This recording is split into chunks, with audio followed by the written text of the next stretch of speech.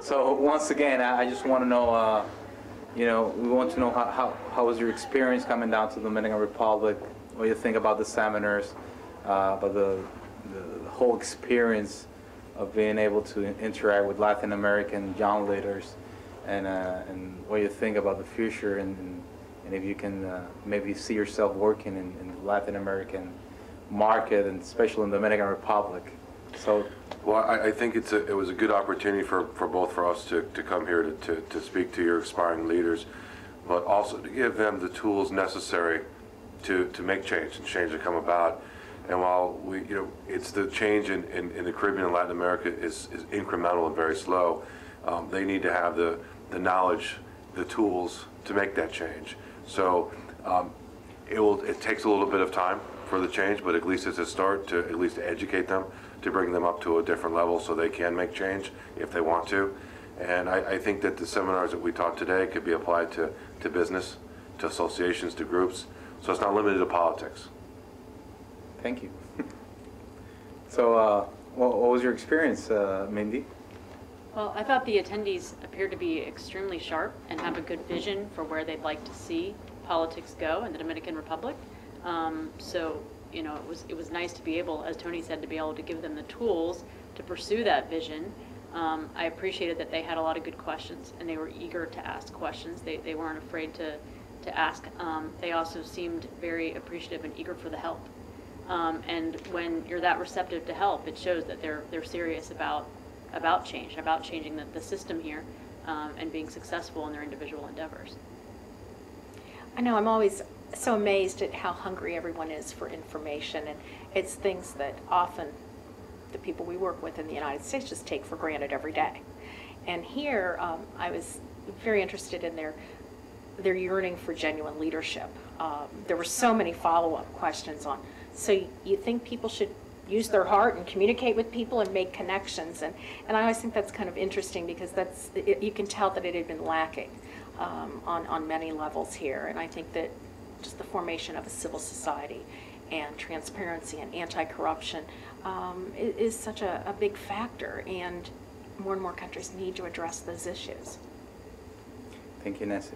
So Tony, your session was about crisis management, how to avoid them, how to contain them. And actually, in the Dominican Republic, we tend to have several crises during the year, not only in election time, but also in government and in business.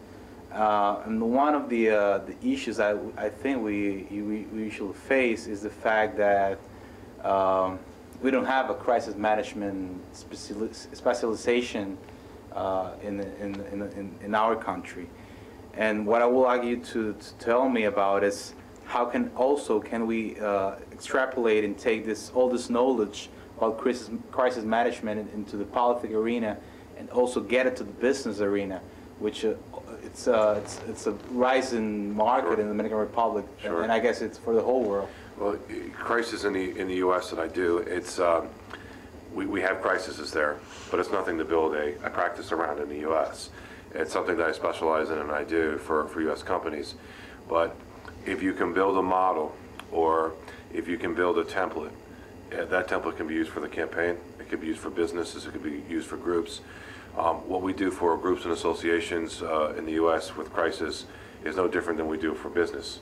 It's the same model of researching, knowing your vulnerabilities like we talked about today, knowing where the reporters, knowing who they are, so when the crisis hit, who is writing that story. It's doing the research.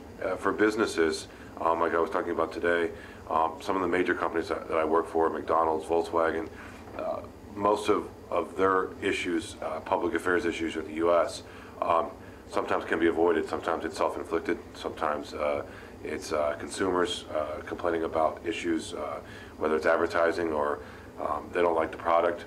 And it's a little bit easy. It's the same thing that you do on the campaign, is understanding where either consumers or people are going to sue you, or different issues that are going to crop up. You can kind of pinpoint what those are and prepare for them, and preparing your crisis team for them. So businesses here are no different than the businesses in the U.S. is that we're always subject to people getting hurt, always subject to lawsuits, consumer problems, some of the pharmaceutical work that we do. You'll have the same issues with those companies that you do here. It just is that the press covers it differently here than it does in the U.S. And knowing those outlets and how those outlets work, you can apply those to business. So the campaign training that we did today is you can really apply to business. And what I gave them is something that the templates that we were talking about today is what we usually use in business, but it can be applied to the campaign or an association or a group. It's a crisis that happens, and they have to organize around it. Same thing that they would do in a campaign situation. Thank you, Tony. So, Mindy, one of your fields of expertise is the internet use and the use of electronic and internet platforms for campaigning. Nevertheless, in something that has been brought up during the seminar, in countries like Dominican Republic, where internet penetration is not very high, how can we maximize the use of those places that actually have access to the internet that has very good penetration, so we can at some point impact those that have not such a good access to the electronic media? Sure. Well, I was interested to hear that many of the attendees actually bring up that they've been using the internet for campaigning. Coming here, I was expecting that they wouldn't really be far along in using social media or using the internet, because internet penetration is not as great in the Dominican Republic as the U.S. But it seems that the attendees, because they're so politically involved, that they are very active on places like Facebook, for example. In the U.S., though, in going back 7 years ago, say the 2004 elections, internet penetration was not extremely high. It was at 31% of Americans use the internet to get news and information about politics, and yet it was still used pretty significantly on the presidential level and even at gubernatorial campaigns to reach the core people who are on the internet, because it's often the early adopters, the people who maybe probably usually have more education, maybe a little higher income, they're living in the cities. Those are the people who end up adopting the technology sooner. There are also those who are very well connected to big networks of people through their work, through their schooling, through other community organizations that they're part of. And so by engaging those people, getting them to sign up on an email list, getting them to follow you on Facebook, keeping them completely active and committed to the campaign, they will then go out into, say, their networks that maybe aren't spending as much time online. So it's about getting into those influentials. You can't expect that you're going to reach every voter through the internet. You just have to understand the expectations. But you can go to the early adopters, the people who tend to be also influentials. At least that's what we've seen in the U.S. Those who are the early adopters are also extremely influential, and by doing that, it goes viral.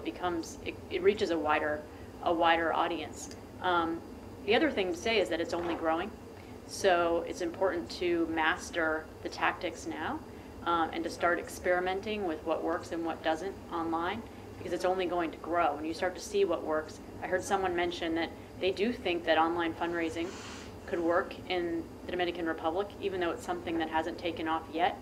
It hadn't taken off in the U.S. at one point, and then slowly but surely we chipped away, because you had the very compelling candidates who understood that as soon as something happens, someone wins, a major, say, primary or the pre-campaign here, or someone has a very good, media appearance, or somebody who is the head of a very popular, successful business decides to run for office.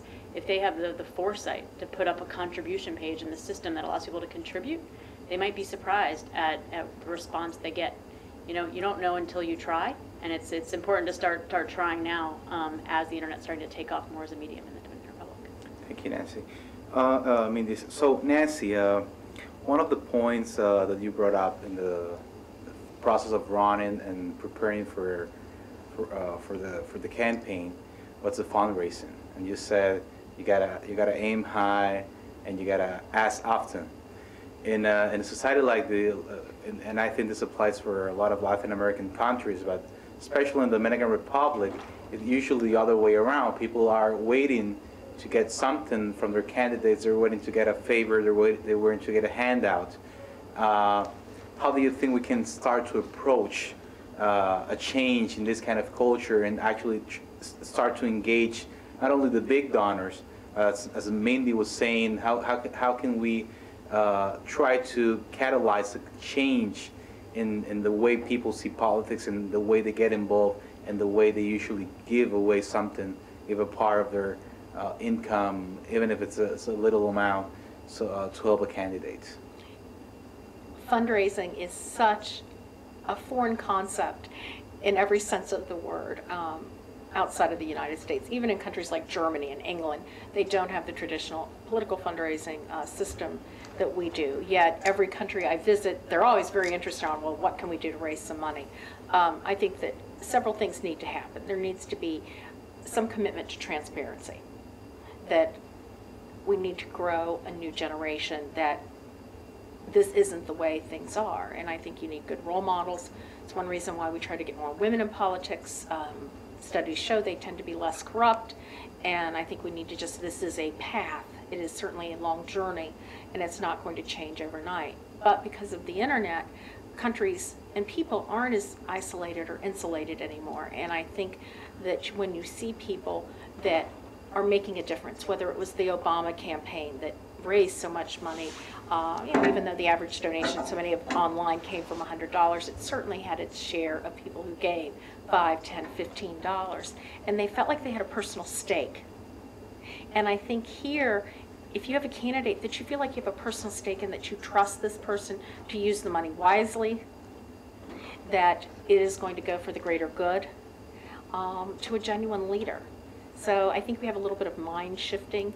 I certainly understand the financial constraints with the poverty, but there is great wealth, and whether it is coming up with your own limitations. Yes, you will take some corporate money, but you are imposing your own, instead of just writing a check for $1 million, actually someone might only write a check for $1,000, that you have some of your own personal limits that show that, again, you're not on the, you will not sell their vote, and nor will you be bought. Thank you very much to the three of you, Tony, Mindy, Nancy. In the name of the Dominican Association of Political Consultants and the Global Foundation for Development and Democracy, we really want to thank you to have make the time in your agenda and fly down to the Dominican Republic to share with us a little of your knowledge and hopefully generate change and create a difference in the way Dominicans do politics nowadays. So thank you very much again, and I hope to hold you soon again, and that we can keep working together. Thank you so much. Thank you. Appreciate it. Thank you.